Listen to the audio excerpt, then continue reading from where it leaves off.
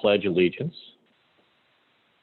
to the flag of the United States of America and to the republic for which it stands, one nation, under God, indivisible, with liberty and justice for all.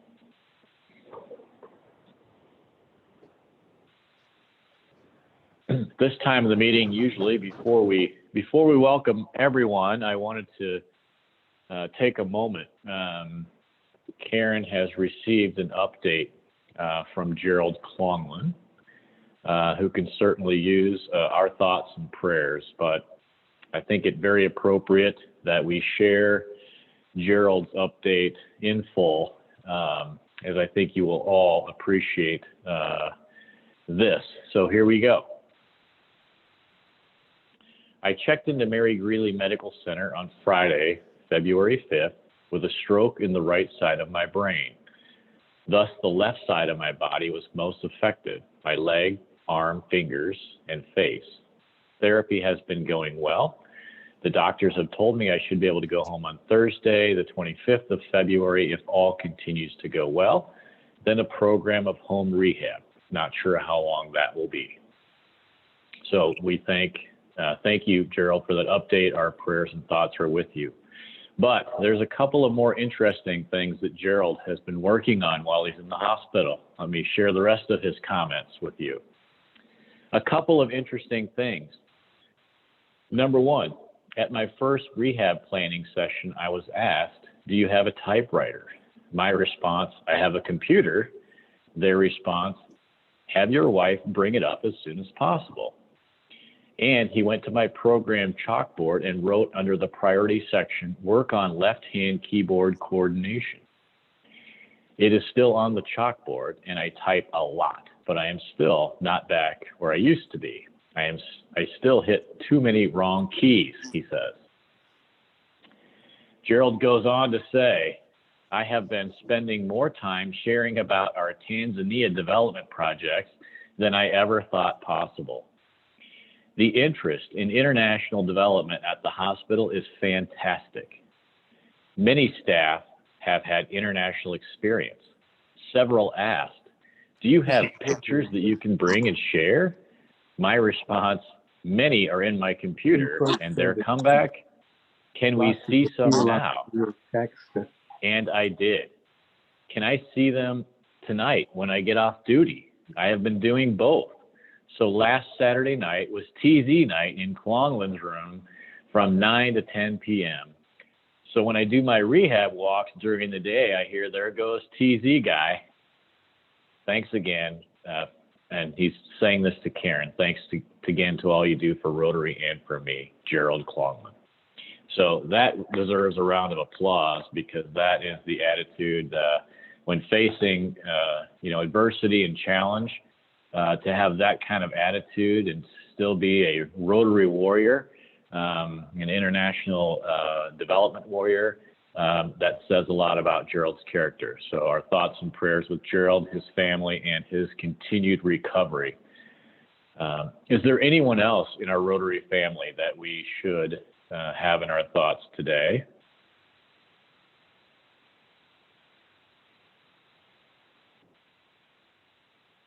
With that, let's take a moment and send Gerald some good thoughts.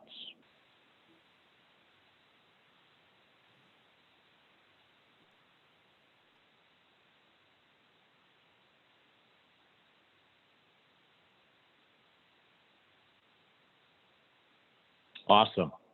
Thank you. And now it's time to sing our welcome song. Thank you, Andrew Zbracki, for unmuting and serenading our welcome song to the guests and to our club members. Take it away.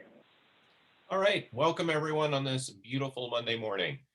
Welcome to you from Ames Rotary, Nevada, London, or Gay Paris, from far off lands or the USA.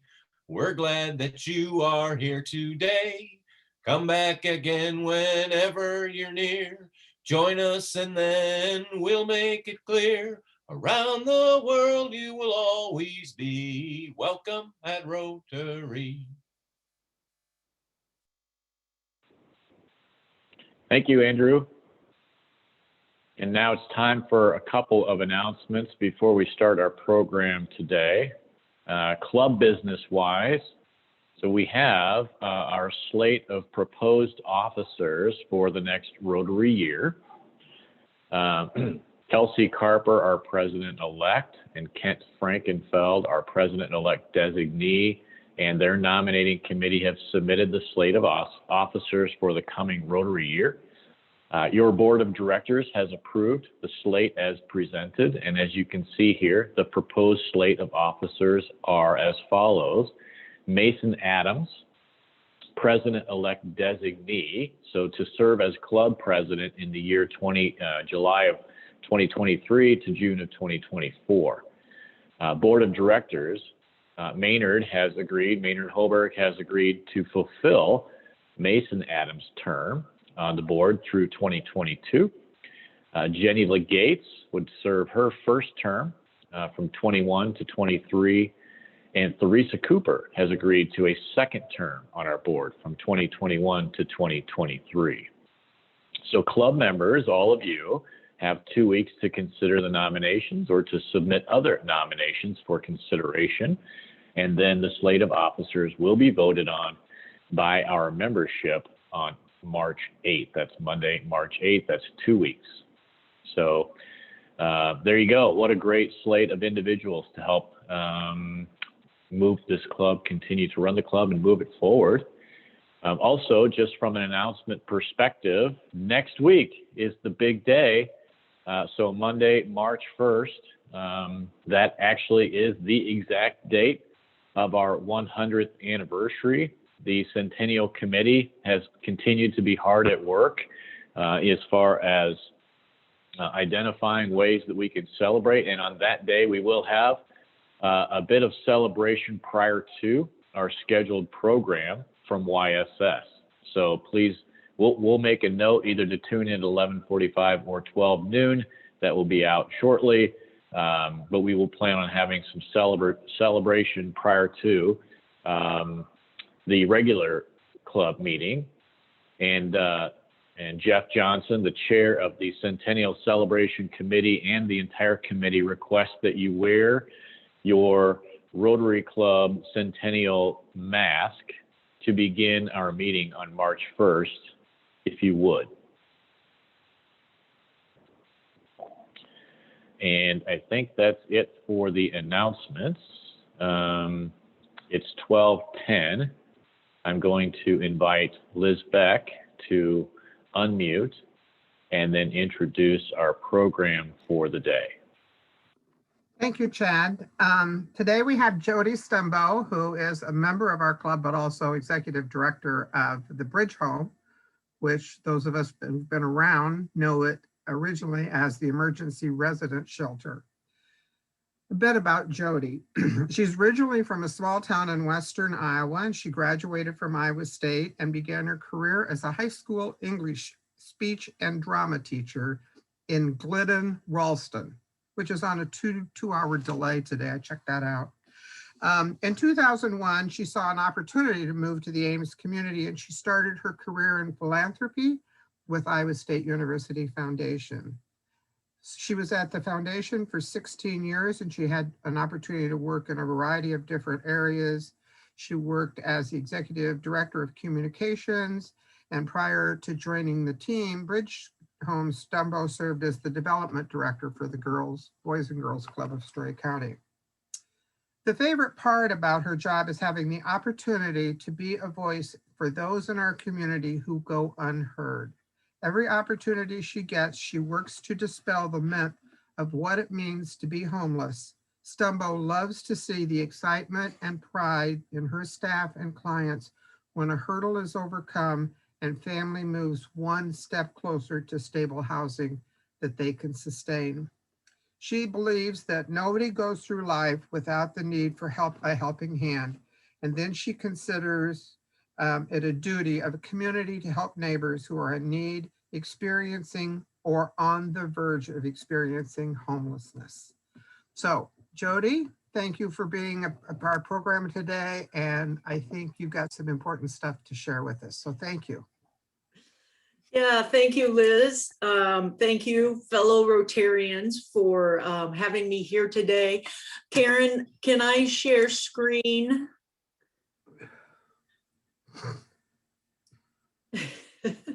Okay, we should be good.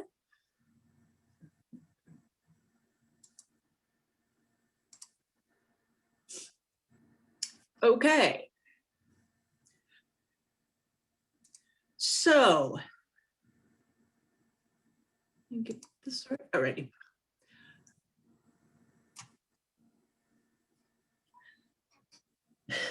There is a lot going on in the world, and in our world, there is a whole lot going on. Today, I'm going to talk to you about a variety of things. When I was talking with Liz, I'm like, I have so many things to share, but I am certain that many of you have a lot of questions with everything that's been going on with COVID and the derecho. And I want to make sure we have time for them. So before I get into my content, I will say, if you have a question, let me know. I'm hoping I will have time left before 1 o'clock for questions, and I can stay on longer after this. So if there are folks that have additional questions that I don't get to answer, I'll hang around and answer them for you.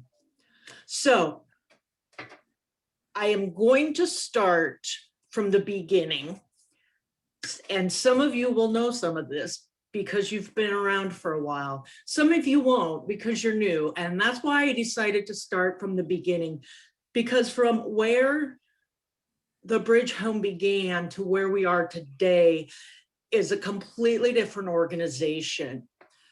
So what is the Bridge Home?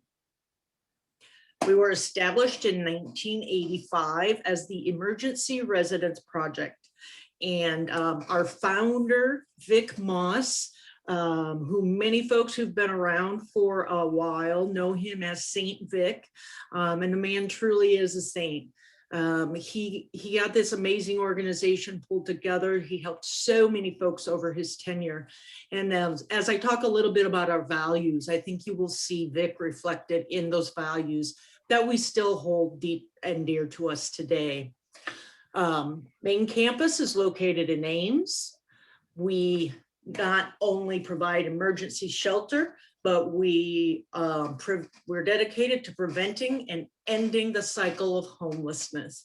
So we're not a Band-Aid solution. We don't want to be a Band-Aid solution. When folks come to us, we want to help them get out of the cycle they're in so they can sustain themselves and their families. We do serve the Two Rivers region. We serve 5 counties. On top of Story County, we also serve Boone, Greene, Hardin, and Marshall. And when I get into some of the numbers, you will see that our Two Rivers region makes up a little over 30% of the entire homeless community in Iowa. So there's a lot of folks in our community that need help. On May 20th, May 2020 is when we changed our name. And we did so to better reflect that continuum of care that we provide. We're more than an emergency shelter, much more than an emergency shelter right now. That's why we made the decision to change our name. So here's our mission, our vision, and our values. And you will see in there, in our values, we've got compassion, self-empowerment, and respect for all of our clients we deal with. And I think a lot of that was built from Vic, and we still hold those values dear to our hearts today. Hope is another thing that we value, because when our clients come to us, not only have they lost their home or maybe on the verge of losing their home, but they've also lost hope. And that was something I didn't realize until I was in this position. And so that's something that we want to give people back when they come and work with us. So what do we do? we have what we call a continuum of care. We provide that immediate relief of emergency shelter, but in addition, we provide tools, resources, and education to empower individuals and families to find long-term solutions, free from judgment, always free from judgment. And then this details the different programs that we actually do have. I won't get into a lot of detail on them, but I'm more than happy to talk about them if you're interested. So we have street outreach, we have staff members, and again, these services are provided in all 5 counties. Street outreach, so we have staff members go ride with police officers in Ames and Marshalltown and Boone, and they go to areas where folks are known to maybe camp or try to get in from the cold, and they'll go meet people where they're at. They'll meet with them on the street, they'll talk to them, try to find out their story, find out what's going on, and bring them care packages. And a lot of these folks that are out there are what is considered to be chronically homeless. So they don't necessarily want to come into shelter because they've lost all trust in any kind of system that there is. So my staff go out there to try to build rapport with them, to try to build trust with them, so we can get them into the bridge home and help them overcome the obstacles that they are facing. We also have homeless prevention.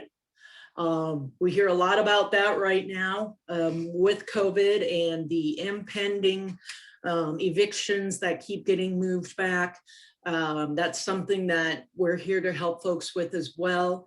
Of course, we have our emergency temporary shelter where we provide food, health, well-being assistance, whatever folks may need. And then we have our more long-term programs, our housing programs. So we have supportive housing, and supportive housing is where folks can either live on our campus, because we have a 4-plex and a duplex. So families can live on our campus in our housing. They pay a graduated scale of rent up until they're at a point where they can sustain that 30% of their income as their rent on their own. And then we will help them transition into their own homes. We also have a program where individuals can be in other units, not on our campus. We have some partnerships of different landlords and property managers that we work with. We're currently working on a partnership with the Story County Community Housing Corporation to utilize some of their apartments for folks that will be in our program. And then we have rapid rehousing, and this is short-term housing help. So this is typically 3 to 6 months. We help folks get into a place, whether it's rental assistance, we may have to do some advocating with a landlord, maybe pay some arrears they had in another place. And then again, we work with them for that 6 months. 3 to 6 months until they can sustain it on their own. So this program is typically for individuals who are families who come to us who are already employed. We do have a lot of people come to us that they are employed, but they just cannot afford housing in our community. So this is a program where we can quickly get them into housing, help them get over some of the obstacles they've had, and then allow them to maintain their stability going forward. Another big part of what we do is connection to community services. So there's so many partners that we work with in Ames, Salvation Army, Good Neighbor, Micah, you name it, we work with them. We work with folks that help people with substance abuse or mental health issues. And we all really partner together to help the individuals with whatever obstacles they may be facing. So what does homelessness look like? So here's just some numbers. This is in our own backyard. on any given night in Iowa, there are over 2,000 individuals facing homelessness, actually experiencing homelessness. In our region, we have 754 individuals on any given night who are homeless in our communities. And if you'll look at that, you can see Story County is 425 of that. Story County makes more than half of that 754 up. And who are these folks? Who are we working with? Families. As I get into some more of these numbers, you'll see for us, families is the biggest group that we are working with. Of course, there's veterans, there's unaccompanied youth, which YSS works with, another one of our partners. And then we do have some of those folks that are chronically homeless. Now, the thing about these numbers is they're very deceptive. They really don't reflect the problem that's out there in our communities. And that is because the government only allows us to call people homeless if they are literally living on the street. They're living in their car, if they're in a tent, if they are on the street. That's what that number is. That is not counting folks that may be doubled up in a 2-bedroom apartment with another family. That is not counting folks who may be, living in a housing unit with no heat. These are people who are on the street. And a number that gives you a little more idea of what are we really looking at is this student homelessness number. This is K-12 public school data only. There are over 7,000 public school students who experience homelessness over the course of a year in the state of Iowa. And if you'll look in the bottom right-hand corner, that 5,000 number doubled up, those folks really should be considered homeless, because who knows, they may get kicked out by a landlord. The families may have a reason that they can no longer live together. So when you look at the numbers, always keep that in mind. The numbers that I talk about, these folks aren't included, but they're still out there and they still need our help. So who experiences homelessness? Now, this is the part, if we were together, I'd ask everybody to close your eyes. You can go ahead and do it now if you would like, and picture in your mind someone who is homeless.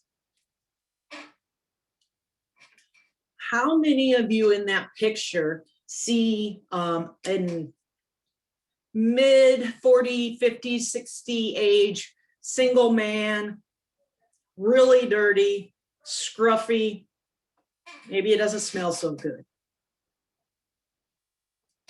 Okay. How many of you see a woman, scruffy clothing, same kind of situation? Did any of you see a family? And if we were together and we could do the raising hands things, I would bet that the answer is no.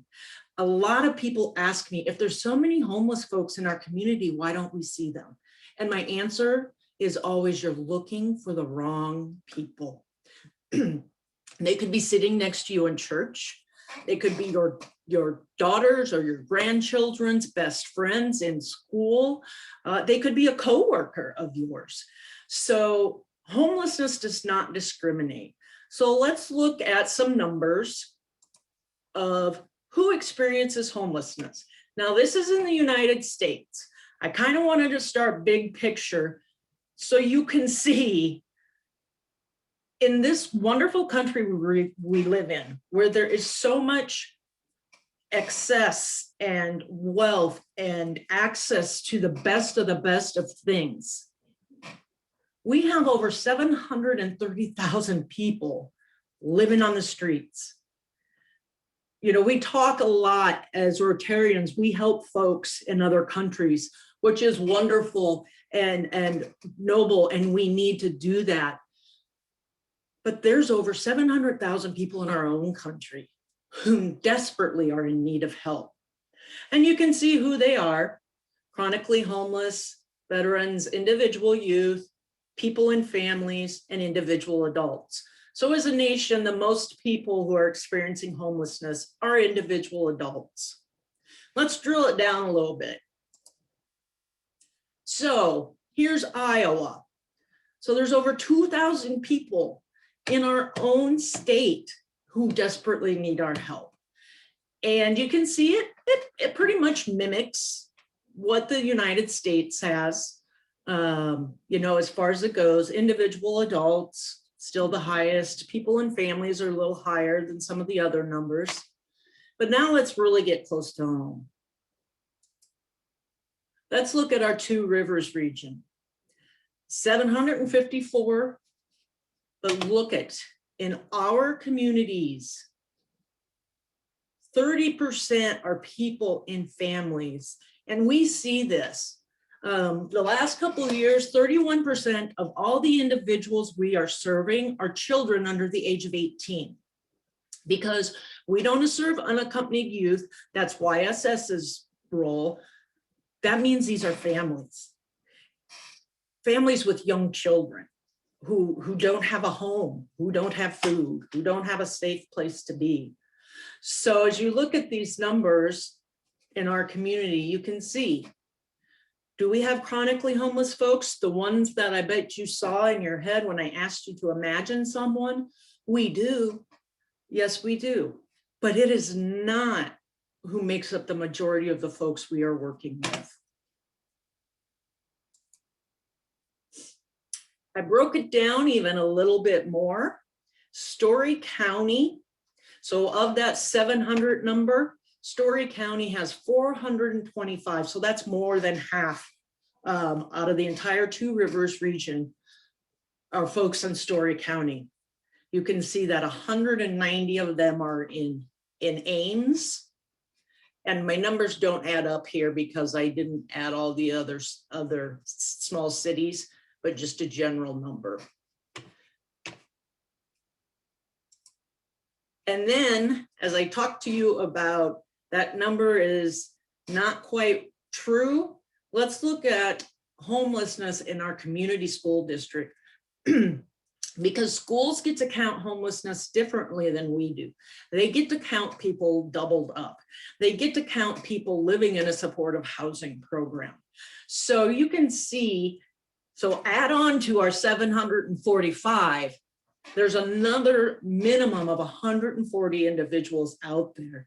You can see some of them are in supportive housing, so they may be in our program, and some of them are doubled up. So how do we help these folks? What do we do? How many people do we serve? Are we able to get to everybody? Of course, the answer is no, but I just want to show you some numbers. This is just in 6 months. So this is starting July 1 through December 31st of 2020. So these are very recent numbers. So how are we helping these people? In 6 months, we helped 946 individuals. A large part of them we helped with diversion. And I didn't mention our diversion services in the beginning because we consider it part of our shelter, which is right over here. 25% of these folks were in shelter. Diversion services, when people call us, my staff have a list of questions that they ask them, because our instant response isn't, okay, come into shelter. We need to really understand what obstacles they're facing, what is the situation that they're in, what kind of help are they really needing. And if we can divert people from coming into shelter at all, we will do that. Because coming into shelter where, you're told when you can come in, when is lights out, all of those things, when do you get to eat, when do you get a shower, it really just compounds things for a while for folks. So we try to, if at all possible, divert them. What does that mean? Well, the biggest thing that we will do through our diversion program is some folks are here and they just don't have a support system. But if they could get to Las Vegas, they've got a brother out there who has a job for them and a place for them to live, but they can't get there. So we will help them get there. We always call whoever they're going to go stay with first to make sure this is true, that this is really a legitimate place for them to go. And then if it is, we put them on a bus and we send them back to family or friends or whoever they may be going back to that's going to be able to help them out. Prevention, you can see 24% of the individuals we worked with are through our prevention program. 15% are in our housing program and 3% are in outreach.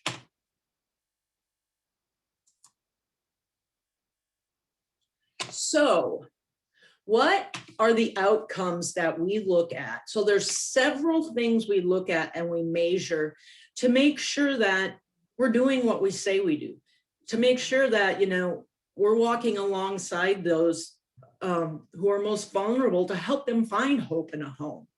So one thing that we look at is how many people exited during this time period. So 20% exited, 20% exited with an interview. Now you might say, why does that matter? It matters because prior to us changing the way we worked, people would just disappear on us. We had no idea where they went or what they were doing. I mean, we would have as many as, let's say in a month, you know, we had 50 people with us. We maybe at the end of that month, we maybe would know where 10 or 15 of those folks were, where they ended up, or were we still working with them. So when we really sat down to think about how we do things, we we're like, this is really an important number that we need to get down. We need to know if what we're doing is working, if we're really helping people. So now, and I think out of that total number, the number of folks that got away was probably 11 or 12 out of everybody that we served. So that's an important number for us. And the reason this is getting so much better is because we've switched to a caseworker model. So anytime anybody calls us, whether it's prevention, shelter, housing, whatever it may be, one of my staff are assigned to them as their caseworker. So this allows staff to interact with them frequently, sometimes on a daily basis when they first get here, to help them set goals, find out how do we help them overcome the hurdles they're facing. And that's why we're seeing such a big change in some of our numbers, because it's working. People who are leaving shelter and entering housing has really gone up substantially for us in just these first 6 months. This income, this is people who either sustained, increased, or got income. Maybe they came in having no money, they got some money. Repeats, that's something folks always ask, and this is an important thing we track too. We have very few repeats, which is really surprising. People think we're working with the same guys all the time. That's no longer true. We have very small repeat rate. And then some of the things that breaks our hearts is these turnaways and wait lists. So turnaways, because we're full, is 10% of the folks that we talk to. Turnaways other, and this could be because maybe they have a no trespass order at the motel or even here at the shelter. Maybe they've used up all their time. So there's a lot of different things that could mean. Maybe they aren't in our region. If folks call us and they aren't in our region, we refer them to services in their own region. And then something new we've started doing this year is a wait list, but this wait list is just for our housing and our prevention programs. We're moving to the caseworker model. The maximum that staff can have as a caseload is 15. So knowing that now we can, for some of those programs, we can put folks on a wait list, and as soon as somebody's caseload lightens, we can bring them into the program. But you can see right here, this is the number of turnaways in 6 months. So there were 95 individuals that we weren't able to help because we were full. We had to put 56 folks on a wait list. So let me back up here 1 minute. So that's how we help. So how do we fund this? How does that work? It's another question I get a lot from folks. So I'm going to give you a quick overview here. So first of all, who gives to us? So you can see here, so this is last fiscal year, FY20 is on the left, and FY21 to date is on the right.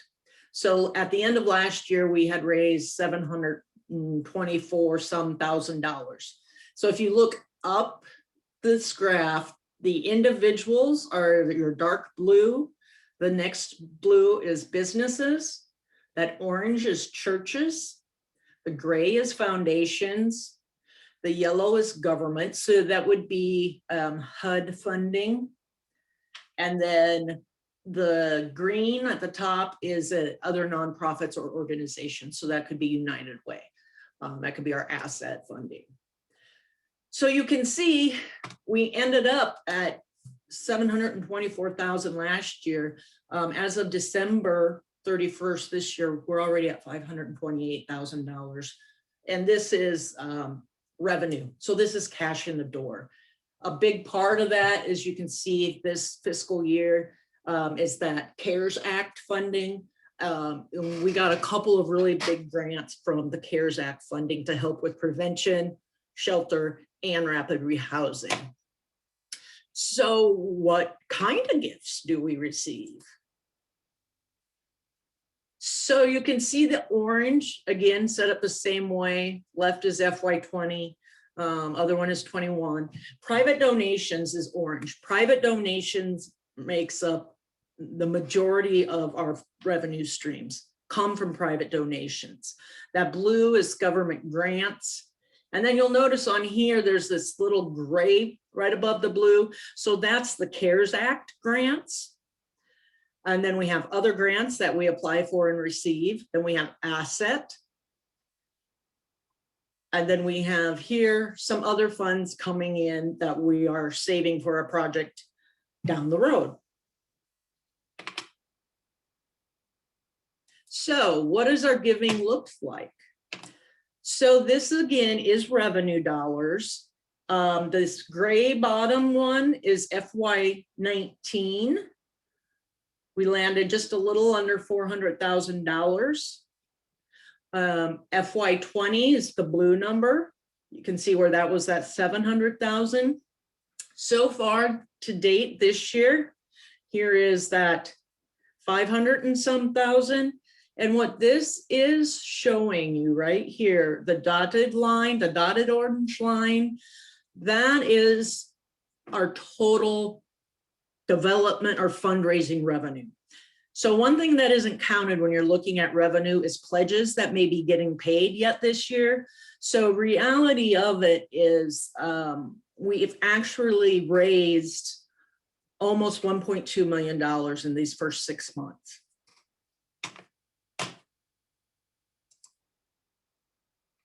And here you can see, just again, giving by month, starting with the bottom, the green color right there. So you can kind of see this was the first one again is FY19. You can see where we ended up. Then FY20. And then year to date FY21. And if you just look at that dark blue number, or that dark blue bar, you can see we're way ahead already. And if you count in the money that has also been pledged to us, it just has not been received yet. That's that white area. That's what gets us to that 1.2 million. We had a goal this year to increase our fundraising by 25%, which was right here, this 897. So we're very, very grateful and thankful to all of our supporters who've really stepped up a year in a time when it's truly needed. The other thing is we do have an endowment. We have an endowment with Story County Community Foundation here. And the blue line there on the bottom is FY20, and this is by quarter.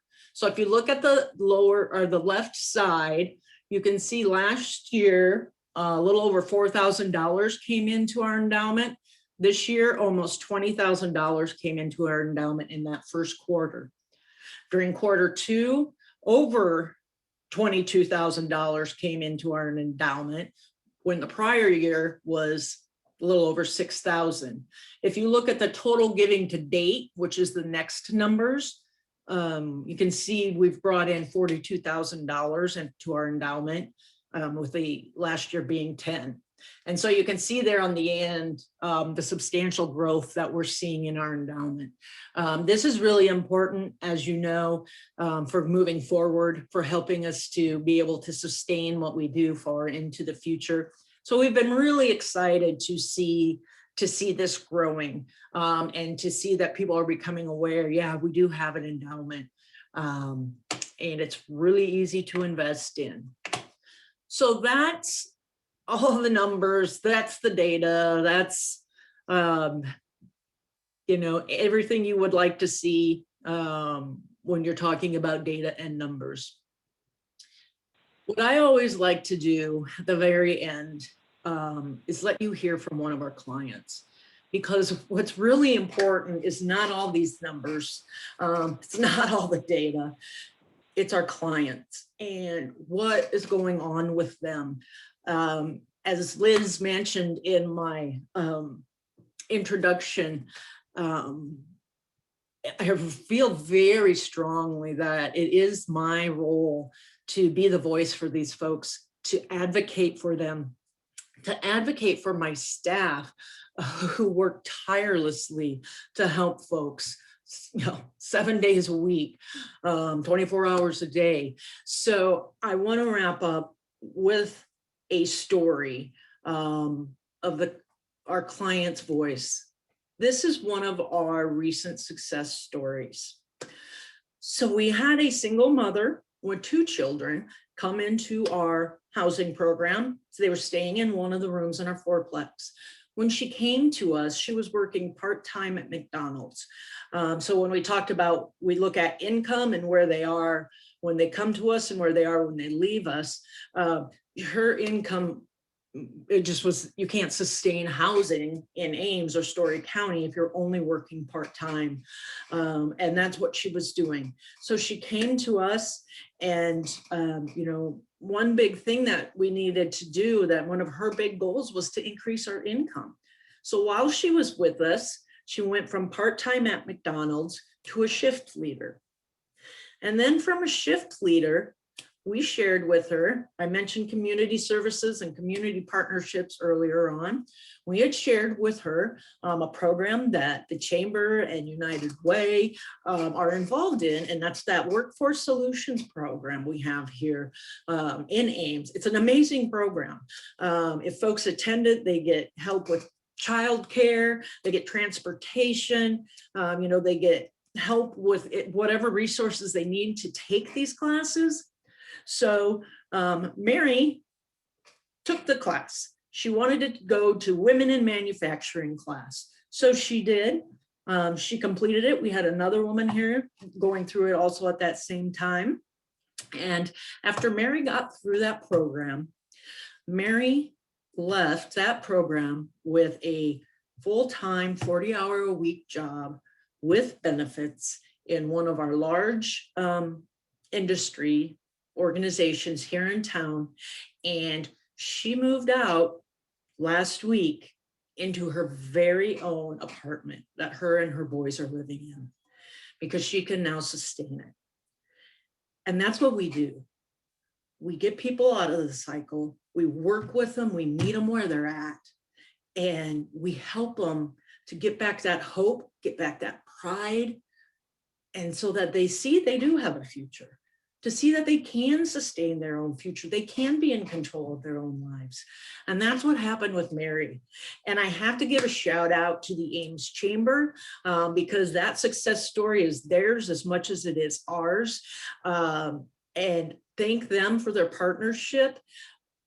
What is wonderful for me is knowing that our chamber realizes that quality of life is something that is available to all of our community members, not just some of them. And this program really makes that happen. So I've left us some time. I'm happy to answer questions. This is our staff. We actually have another one. We're up to 10 staff members now. We'll be adding probably 2 more here in the next 6 months.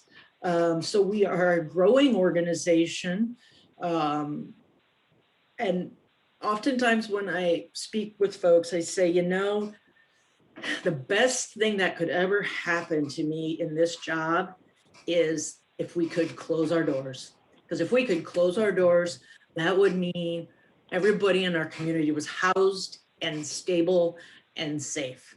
It is a job that will unfortunately never end, not at any point soon anyway. So we are growing every day and seeing more and more people every day. So questions. I think there's some in the chat. Jodi. Yes. Yeah, there's some in the chat. I was going to help you kind of pull those out, but as you can see, some of them you actually answered through your talk. Great talk, thank you. And Jim Baker had asked about how large is your staff. You now are up to 10. He asked about your funding, which you went through thoroughly.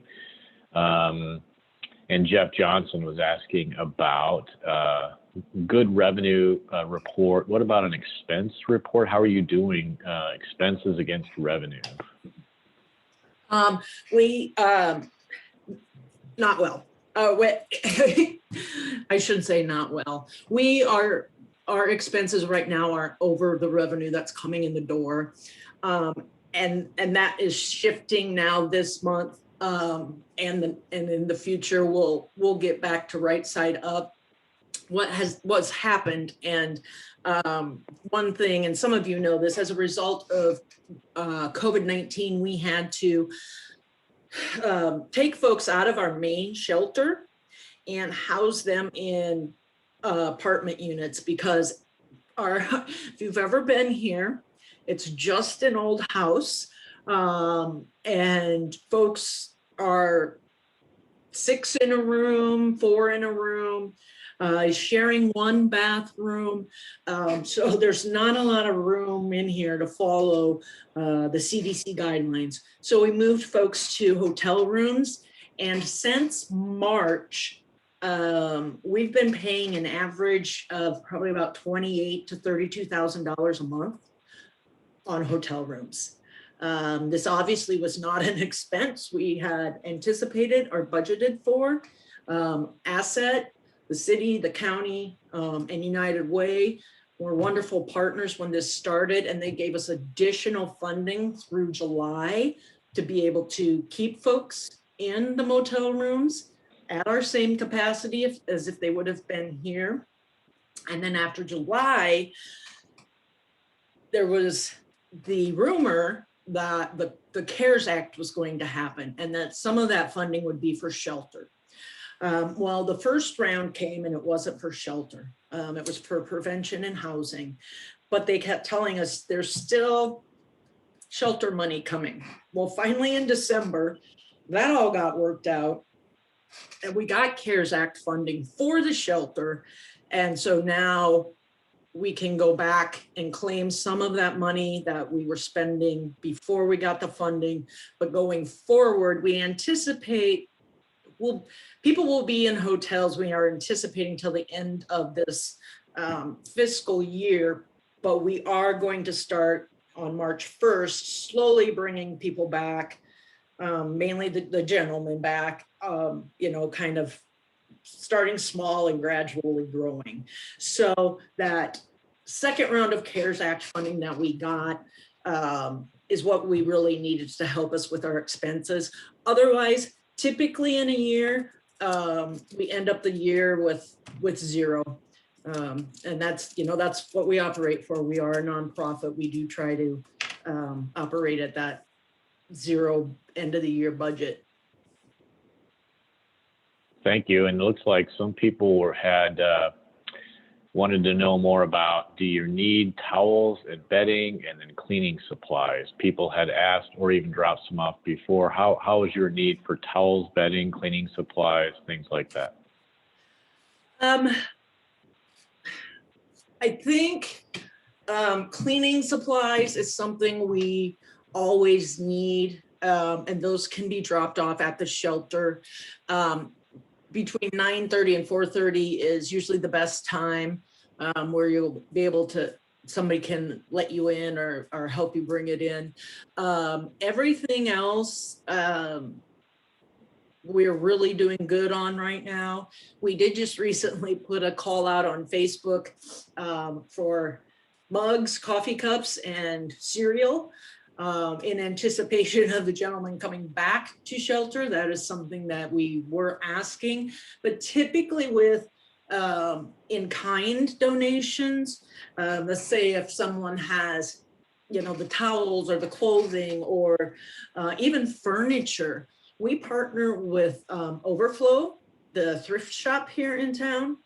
They are amazing partners because we don't have any storage here.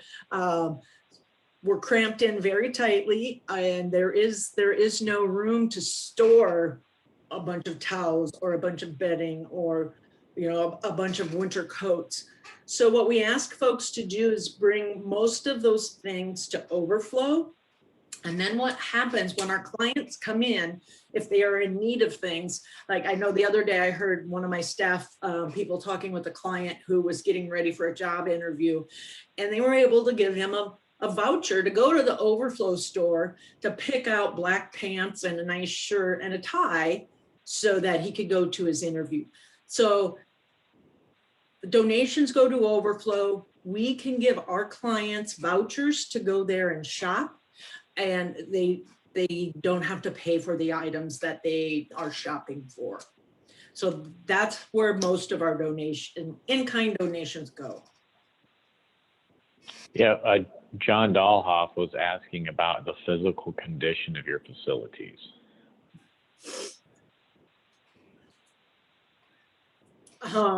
So this is an old house. As I've mentioned, it was not created to be an emergency shelter or a housing facility or an office. It is old, because of us being a nonprofit, there's not always a lot of funding that can go into some of the repairs. We had someone visit us one time and they were like, I had heard there was duct tape holding this place together, but I didn't realize that was literal. So it's in rough shape. We are researching, looking at options to build a new campus down the road in the future. As that either progresses, we'll find out. As we find more out about that, we will definitely keep everyone involved and updated on it. But it's in rough condition. And what I would love to do, if any of you have never been in here, I would love to give you a tour. And it pretty much speaks for itself. When you step in the door, you get an understanding of why there's a really big need, not just to give us more space, but to be able to adequately work and serve our clients in a way that they need it. Thank you, Jodi. And then Jeff Johnson was asking about, is there a vaccination strategy for your population you serve right now? Yeah, for COVID? good question, Jeff. So staff, I actually at 11:10 today went and got my first COVID shot. All my staff has been vaccinated. So because we're in that tier 1 because of the service that we provide, Access and YSS, they also were able, if they wanted to get their shots in that early on phase. And initially, when I was talking with Story County Public Health, the thought was once staff was vaccinated, then our clients would be next to get vaccinated. We've talked about different ways we can do that, maybe having a vaccination clinic here, whatever that may be. But then a change in how it was being scaled and tiered happened, I believe, at the state level. So right now, our clients are, as far as I know, are on hold yet. I haven't gotten any update from Story County Public Health that has said, okay, here's when we're going to start working with our population. Thank you. I think that's it for the questions that are out there. Jodi, thanks so much for updating us and all the good work that you do.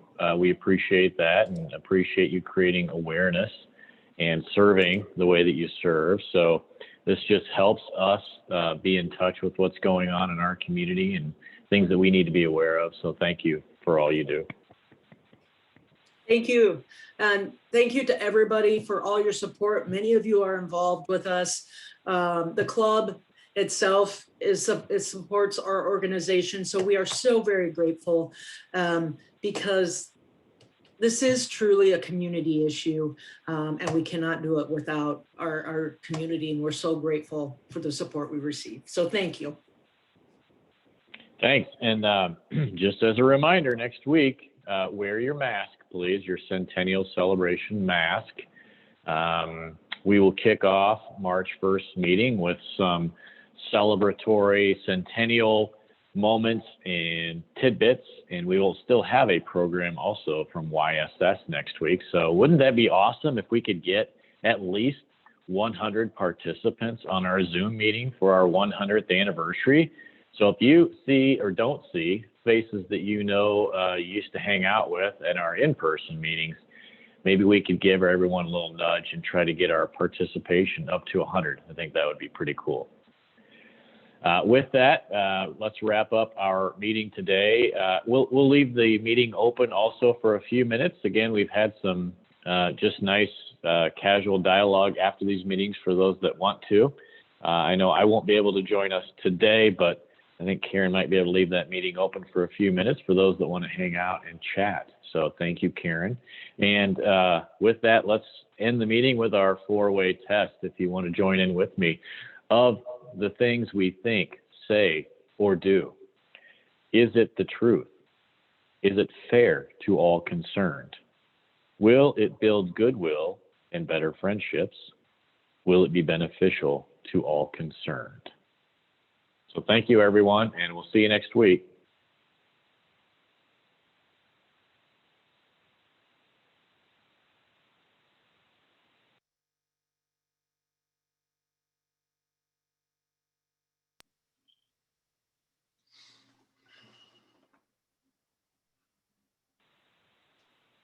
Karen, I got to head out. Jodi. I got 1 o'clock. Thanks, Jodi. We'll see you. You're welcome. All right, Thank you. Go make some money.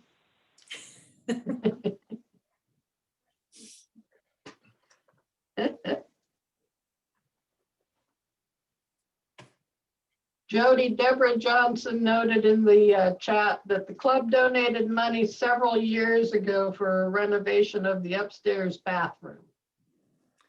Yep. But I would imagine that was a few years ago. Yes, it was. And that upstairs bathroom is used by our male clients. It's small. It is not big at all. And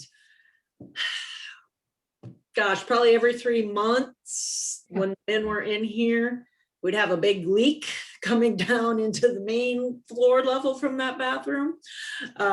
So yeah, it's been a few years, and it's definitely worse for the wear. What year was that house built? 1920s, That 30s. sounds about right. It's an old, this back part I've where, been in it a long time ago. yeah, where we have some offices, that was added on. But it's a very old home.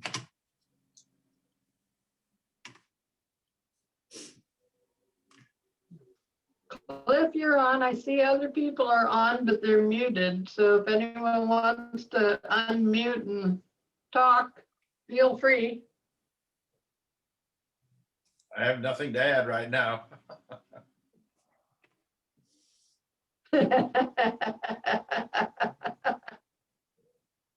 Those trees look pretty behind you, but I hope we see some melting pretty soon. Yeah, that was earlier this year. One of those beautiful mornings. Nice to look at, but it's nice to see it gone too. Yeah. I'm waiting for spring. I'm almost pretty much done. So. This is Linda. I tuned in And just everyone else out there, okay? I tuned in just after Linda? yes. I tuned in just after she said why they changed their name. Could you say in a sentence or two quickly? I don't mean to have you redo or talk, but why did they change their name? Yeah, Linda, thanks for asking. The reason we changed our name was to better reflect what we actually do here. You know, originally it started out as an emergency shelter, and we have a multitude of services that we provide now, everything from outreach and prevention to the shelter to housing. And so there's a lot of services we provide that Emergency Residence Project just did not reflect. You know, we really are here to provide a bridge home for folks who are experiencing homelessness. And that was why we changed the name. Okay, got it. Thank you. You're welcome.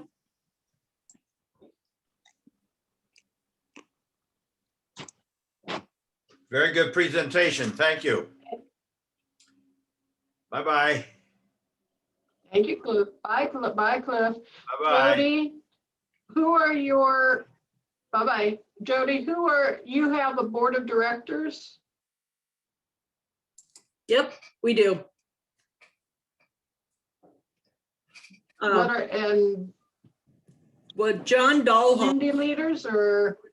John Dahlhoff is Yeah. on our board, who's also a fellow Rotarian here with us. We historically, board members came from churches that supported the organization. There is still some of that, but we also have different community members. It doesn't have to be through a church organization now that are on our board. We have Dave Walsdorf, who he's at, oh my gosh, I'm not gonna remember, Danfoss. There we go. He works at Danfoss. We also have a variety of committees, and you don't have to be a board member also to be on our committees. If anyone's interested, I know on our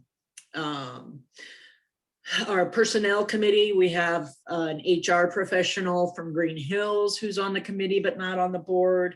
On our development committee, we have a volunteer who's had many different development roles that's on that committee but not in the board. So we have a board of I think we're up 13 or 14 right now,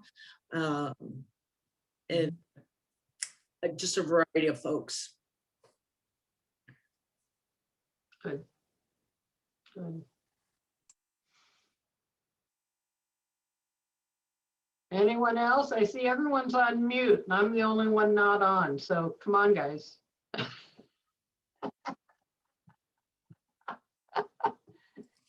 Yeah, and if you have any more questions, Lynn, Carrie? yeah. Lynn, Carrie, you have anything? Oh, No, there she is. I will say that we're getting No. high school scholarship applications are coming in and the deadline is Wednesday. So if you know anyone, make sure that they Okay. have the application in by Wednesday at 11:59 p.m. And have them contact me if they have questions about. Will do. I'll send out another reminder just because. So hopefully you. you'll get quite a few. Thanks. Yep. Yep. All right, folks, anything else to add for the good of the order?